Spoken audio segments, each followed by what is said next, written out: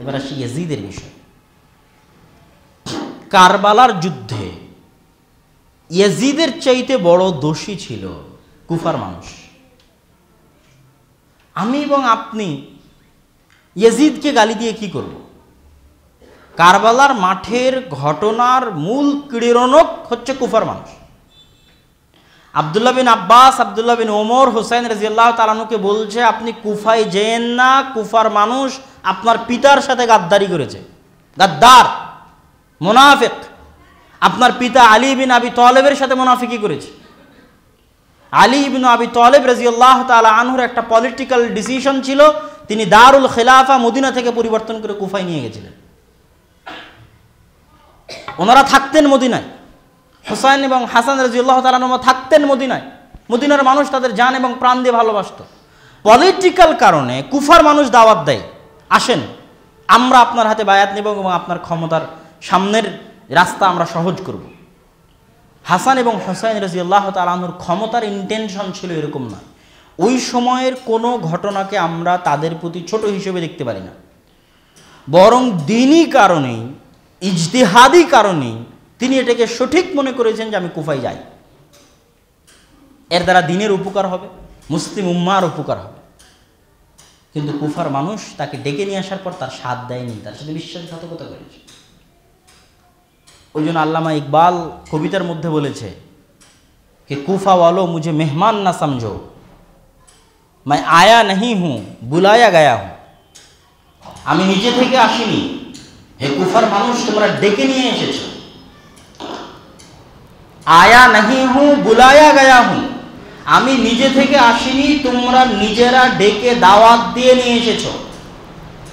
এক ऐसी मेजबानी है कि मेहमान बनाकर सताया गया हूँ। এ কেমন মেহমানদারি কুফার মানুষ যে দাওয়াত দিয়ে নিয়ে এসে আমার উপর অত্যাচার করলেন, কেমন মেহমানদারি। ইয়াজিদ বিন মুআবিয়া তো আসে দামেস্কে, সিরিয়ার রাজধানী দামেস্ক, ইরাকের কুফা থেকে অনেক দূরে। ইয়াজিদ বিন মুআবিয়া হুসাইন রাদিয়াল্লাহু তাআলা আনহুকে বলেননি যাও কুফায়, কুফার মানুষ ডেকে নিয়ে এসে হুসাইন রাদিয়াল্লাহু তাআলা আনহুর সাথে গাদ্দারি করেছে। ইয়াজিদ তো বহু দূরে আছে। ওই কুফারি গভর্নর ওবাইদুল্লাহ বিন জিয়াদ, কুফারি মানুষ সিমার, তারা হুসাইন রাদিয়াল্লাহু তাআলা আনহুকে হত্যা করেছে। হ্যাঁ, পরবর্তীতে যারা ঐতিহাসিক তাদের একটা প্রশ্ন গ্রহণযোগ্য, সেটা কি, হত্যাকারীদের কি শাস্তি ইয়াজিদ বিন মুআবিয়া করেছিলেন? যারা হত্যা করেছে তাদের কি শাস্তি তিনি নিশ্চিত করেছিলেন? এই প্রশ্ন ভ্যালিড, গ্রহণযোগ্য প্রশ্ন। কিন্তু ইয়াজিদ বিন মুআবিয়া সম্পর্কে আমাদের আকীদা কি হবে? ইয়াজিদ বিন মুআবিয়া সম্পর্কে আমাদের আকীদা বিষয়ে আহমদ বিন হাম্বল রাহিমাহুল্লাহ বলছেন, লা ইউসাব ওয়া লা ইউহমাদ।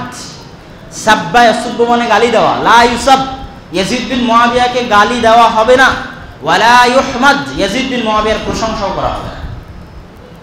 এটা আহমদ বিন হাম্বল রাহিমাহুল্লাহর উত্তর।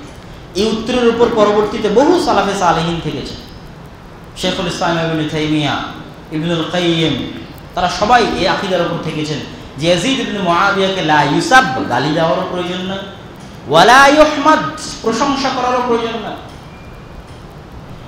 সে আর 10 জন মুসলিম শাসকের মতো একজন মুসলিম শাসক। তার ভালো কাজও আছে, খারাপ কাজও আছে, ভুল সিদ্ধান্ত আছে, সঠিক সিদ্ধান্ত আছে। মদিনা এবং মক্কার বিরুদ্ধে যে যুদ্ধ ইয়াজিদ বিন মুআবিয়া পরিচালনা করেছিল, হাররার যুদ্ধ, এটা ইতিহাসের পাতায় তাকে অত্যাচারী হিসেবে স্বীকৃতি দিয়েছে। কিন্তু যেহেতু সে মুসলিম, সেহেতু আপনি তাকে কাফের বলতে পারেন না, আপনি তাকে গালি দিতে পারেন না। এবং যেহেতু সে নিজে হুসাইন রাদিয়াল্লাহু তাআলা আনহুকে হত্যার আদেশ দেয়নি, যেহেতু সে নিজে হুসাইন রাদিয়াল্লাহু তাআলা আনহুকে হত্যা করেনি, কোথাও ইতিহাসের কোথাও ইয়াজিদ বিন মুআবিয়ার পক্ষ থেকে এরকম কোনো আদেশ পাওয়া যাবে না যে ইয়াজিদ ইবনে মুআবিয়া হুসাইন রাদিয়াল্লাহু তাআলা আনহুকে হত্যার আদেশ দিয়েছিলেন। সম্মানিত উপস্থিতি, এই দীর্ঘ আলোচনার শেষ অংশে এসে আশুরা মুহররম আসলে এই আলোচনাগুলো করাটা আমাদের কাছে আমার নিজের কাছে এক প্রকার ব্যর্থতা মনে হয়। আশুরা মুহররম আসলে আমাদের আলোচনা করা উচিত মুসা আলাইহিস সালাতু ওয়াস সালাম এবং ফেরাউনের। কেননা আশুরা মুহররমের ইবাদত হাসান এবং হুসাইন রাদিয়াল্লাহু তাআলা আনহুমার মৃত্যুর 40-50 বছর আগে আল্লাহ রাসূলের দিয়ে যাওয়া। এরকম নয় যে আশুরা মুহররম হাসান এবং হুসাইনের মৃত্যুর পর থেকে চালু হয়েছে, আল্লাহর রাসূল চালু করেছে। তখন উনি জানতেনই না যে 10ই মুহররমে তার নাতির মৃত্যু হতে পারে, জানতেন না। এই ইবাদত তার চালু করা। তিনি মক্কা থেকে মদিনায় হিজরত করার পর ইহুদিদেরকে দেখছেন আশুরার দিনে সিয়াম পালন করে। মা হাযাল ইয়াউম, এটা কি দিন, কেন তোমরা সিয়াম পালন করছো? হাযা ইয়াউমুন আযীম। ইহুদিরা বলল এটা মহান দিন, নাজ্জান আল্লাহ, আমাদেরকে এবং মুসা আলাইহিস সালামকে আল্লাহ মুক্তি দিয়েছেন, বানু ইসরাঈলকে আল্লাহ মুক্তি দিয়েছেন মিন ফিরআউন মিন আদুবিহিম, আমাদের শত্রু ফিরআউনের কবল থেকে আজকের দিন। তথা আজকের 10ই মুহররমের দিনে ফিরআউন পানিতে ডুবে মারা যায় আর মুসা আলাইহিস সালাতু ওয়াস সালাম মুক্তি পান। তার শুকরিয়া স্বরূপ মুসা আলাইহিস সালাম এই দিনে সিয়াম পালন করেন। তখন রাসূল সাল্লাল্লাহু আলাইহি ওয়াসাল্লাম বললেন, নাহনু আহাক্কু বিমুসা মিনকুম, আরে মুসা আলাইহিস সালাতু ওয়াস সালামের বিষয়ে তোমাদের চাইতে তো আমি বেশি হকদার। উনি যদি এই দিনে সিয়াম পালন করে নাজাতে মুসার জন্য, নাজাতে কওমে মুসার জন্য, তাহলে আমি বেশি হকদার এই দিনে সিয়াম পালন করার। রাসূল সাল্লাল্লাহু আলাইহি ওয়াসাল্লাম আদেশ দিলেন তোমরা সিয়াম পালন করো, ফরজ সিয়াম। রমাজানের পূর্বে মুসলমানদের জন্য ফরজ সিয়াম আশুরা মুহররমের সিয়াম, কোনো ছোটখাটো সিয়াম নয়। বাকি সব সিয়াম শুরু থেকেই নফল সিয়াম। আরাফার সিয়াম শুরু থেকে নফল সিয়াম, অন্য যত সিয়াম আছে সব শুরু থেকে নফল। আশুরা মুহররমের সিয়াম শুরু থেকে নফল সিয়াম নয়, ফরজ সিয়াম। স্টার্টিং এজ এ ফরজ সিয়াম হিসেবে স্টার্টিং হয়েছে আশুরা মুহররমের দিনে ইসলামীতে, দিনে মুহাম্মাদিতে।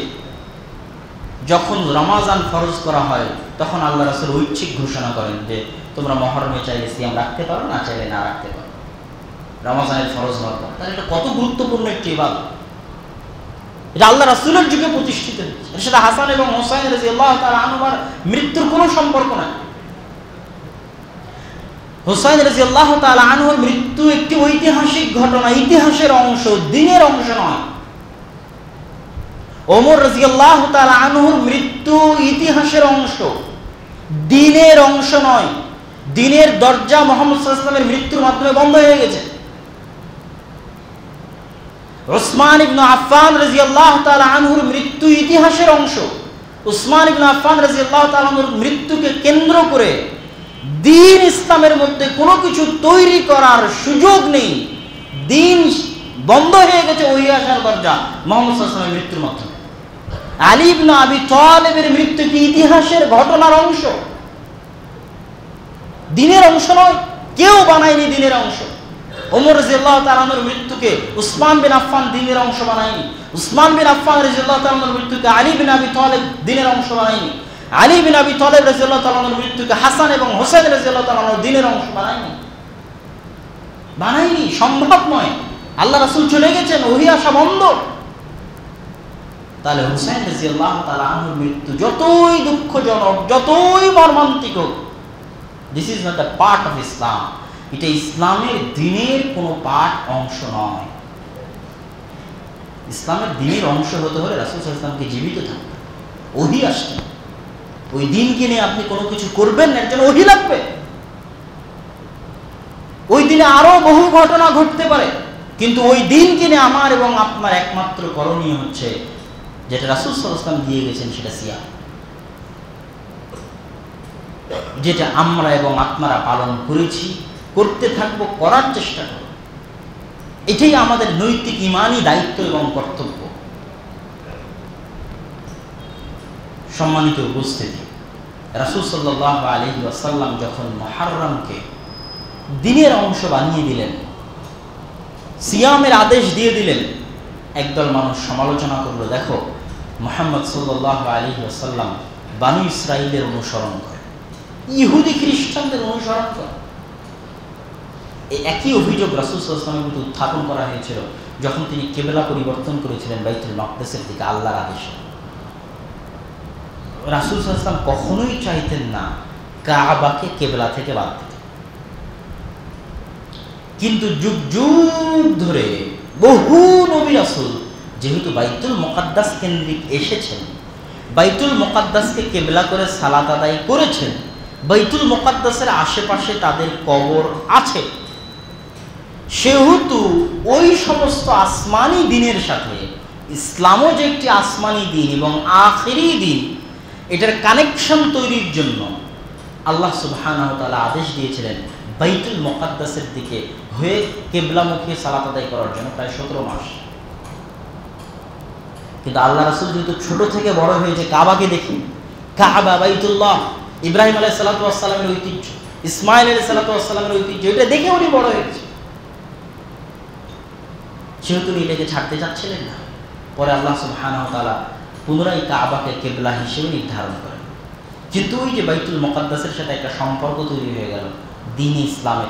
17 মাস আমাদের কিবলা ছিল, কিবলাই উলা ছিল, প্রথম কিবলা ছিল। তাহলে ইহুদি খ্রিস্টান সহ যত আসমানি দিন আছে, দাউদ আলাইহিস সালাম হোক, সুলাইমান আলাইহিস সালাম হোক, মুসা আলাইহিস সালাম হোক, ঈসা আলাইহিস সালাম হোক, ঈসা বিন নূন হোক, কুল্লু মান জা ফি বাইতুল মাকদাস, যত নবী রাসূল বাইতুল মাকদাস কেন্দ্রিক প্রেরিত হয়েছে, ইয়াহইয়া আলাইহিস সালাম হোক, জাকারিয়া আলাইহিস সালাম হোক, লূত আলাইহিস সালাম হোক, ইব্রাহিম আলাইহিস সালাম হোক, ইসহাক হোক, ইয়াকুব হোক, কুল্লুহুম মিন বানি ইসরাঈল, সবাই বাইতুল মাকদাস কেন্দ্রিক প্রেরিত হয়েছে। তাদের সাথে দ্বীন ইসলামের একটা কানেকশন তৈরি হলো।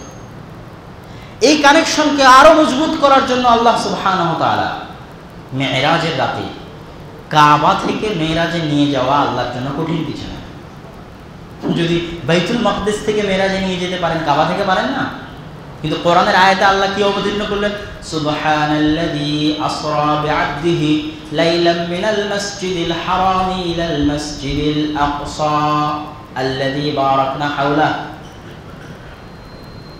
যিনি তার নিজের বান্দাকে কাবা থেকে নিয়ে গেছেন বাইতুল মাকদিস এবং বাইতুল মাকদিস থেকে মেরাজ। কেন? এতে ইসলামের সম্পর্ক প্রতিষ্ঠা হলো বাইতুল মাকদিসের সাথে। বাইতুল মাকদিসের আমরা দাবিদার।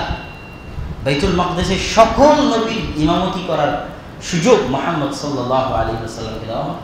আগের সব দিন বাতিল বলে গণ্য হল এবং আগের দিনের সকল ঐতিহ্যের ধারক এবং বাহক মুসলমানেরা হয়ে গেল। যেটা কাগজে কলমে প্রতিষ্ঠিত করেছিলেন ওমর রাদিয়াল্লাহু তাআলা, বাইতুল মাকদিসকে রোমানদের কাছ থেকে ছিনিয়ে নেওয়ার মাধ্যমে। সম্মানিত উপস্থিতি, আমরা আমাদের আলোচনার শেষের দিকে চলে আসি। তাহলে আশুরা মুহররম কেন্দ্রিক আমাদের শিক্ষা হওয়া উচিত মুসা আলাইহিস সালাতু ওয়াস সালাম এবং ফিরআউনের শিক্ষা, তাদের ঘটনা, তাদের ইতিহাস। কিন্তু দুঃখজনক হলেও সত্য যে আমি বক্তব্যের শুরু থেকে যতক্ষণ আলোচনা করলাম, এগুলো আমাদের আলোচনা করা লাগতেছে ইতিহাস বিকৃত হওয়ার কারণে। বাংলাদেশের এমন কোনো পেপার নাই, এমন কোনো পত্রিকা নাই, এমন কোনো টিভি চ্যানেল নাই যারা আশুরা মুহররম বলার পরেই, আশুরা মুহররম মানে এই দিনে হোসেন রাদিয়াল্লাহু তাআলা শহীদ হয়েছে, একটা টিভি চ্যানেল খুলে বলেন যে টিভি চ্যানেল বলছে যে এই দিনে মুসা আলাইহিস সালাতু ওয়াস সালাম নাজাত পেয়েছেন ফিরআউনের ডুবার মাধ্যমে, এই জন্য এই দিনে সিয়াম পালন করা সুন্নাত। এরা সবাই সুন্নি, 80-90% সুন্নি এই দেশে, কেউ শিয়া নয়, অল্প সংখ্যক শিয়া বসবাস করে এই দেশে। কিন্তু পেপার, পত্রিকা, প্রিন্ট মিডিয়া, ইলেকট্রনিক মিডিয়া কোথাও পাবেন না এই সিয়ামের কথা, কোথাও পাবেন না মুসা আলাইহিস সালাম এবং ফিরআউনের এই ঘটনা, যেখানে রাসূল সাল্লাল্লাহু আলাইহি ওয়াসাল্লামের আদেশ, রাসূল সাল্লাল্লাহু আলাইহি ওয়াসাল্লামের হাদিস, ফরজ সিয়াম। আল্লাহ রাসূলের মৃত্যুর 50 বছর পরে একটা দুঃখজনক মর্মান্তিক ঘটনা ঘটলো, সেটাই নাকি আশুরা মুহররম। ওই দিনে কাকতালীয়ভাবে ঘটেছে,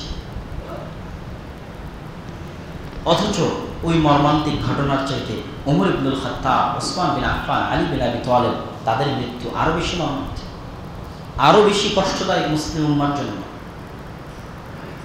সম্মানিত উপস্থিতি, তাহলে আলোচনার সারমর্ম শুরু থেকে যদি আমি আবারও বলি, আলে বাইত শুধু হোসেন রাদিয়াল্লাহু তাআলা আনহুর বংশধরেরা আলে বাইত নয়।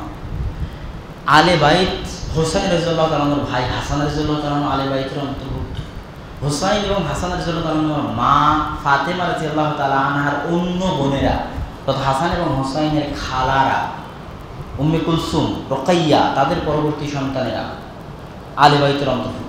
রাসূল সাল্লাল্লাহু আলাইহি ওয়াসাল্লামের নিজ চাচা এবং চাচার পরবর্তী বংশধরেরা হামজা, আব্বাস, আবু তালেব, তাদের পরবর্তী বংশধরেরা আলে বাইতের অন্তর্ভুক্ত। তাহলে শুধু হুসাইন রাদিয়াল্লাহু তাআলা আনহুর প্রতি ভালোবাসার কারণ কি? শিয়াদের ঘটনা আপনারা শুনলেন যে পারস্য সাম্রাজ্যের রাজার কন্যাকে বিবাহ করার কারণে। আর আলে বাইতের ভালোবাসা এটা মুখী। তারা আবু বকর এবং ওমর এবং আয়েশা রাদিয়াল্লাহু তাআলা এই তিনজনকে সবচেয়ে বেশি ঘৃণা করে। এরা যদি কোনোদিন মক্কা এবং মদিনা দখল করতে পারে তাহলে কাউকে না পারলেও আয়েশা রাদিয়াল্লাহু তাআলা আনহা এবং ওমর রাদিয়াল্লাহু তাআলা আনহুকে কবর থেকে উঠিয়ে আগুন দিয়ে জ্বালাবে। এত ভিতরে তাদের রাগ এবং ক্ষোভ তারা পুষে রাখে।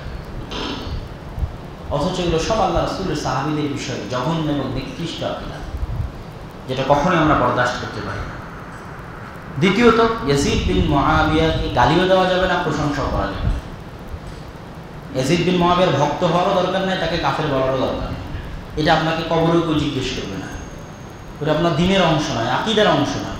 খালিদ বিন হাজ্জাজ বিন ইউসুফ শাসক ছিল, আর কত হাজার হাজার শাসক পৃথিবী থেকে চলে গেছে, তার মধ্যে একজন শাসক। সেটা কিনা আপনার এত ব্যতিব্যস্ত নিজের ইমান আমল হারানোর প্রয়োজন নয়। হাসান এবং হুসাইনের জন্য তোমার ভালোবাসা, আলে বাইতের কারণে ভালোবাসা। তারপরে সর্বশেষ আশুরা মুহররমে আমাদের শিক্ষা হচ্ছে মুসা আলাইহিস সালাতু ওয়াস সালাম এবং ফিরআউন, এবং এটা আমাদের চর্চা করতে হবে, লিখতে হবে। যারা যেখানে আছে তাকে সেভাবে লিখতে হবে। প্রিন্ট মিডিয়া, ইলেকট্রনিক মিডিয়া একটা মুসলিম দেশ থেকে হারিয়ে গেছে, কেউ জানে না আশুরা মুহররম কেন। এটা আমাদের ইমানি দায়িত্ব, নৈতিক দায়িত্ব। আল্লাহ সুবহানাহু ওয়া তাআলা আমাদেরকে যাবতীয় ভ্রান্তি এবং বাতিল আকীদা থেকে রক্ষা করত।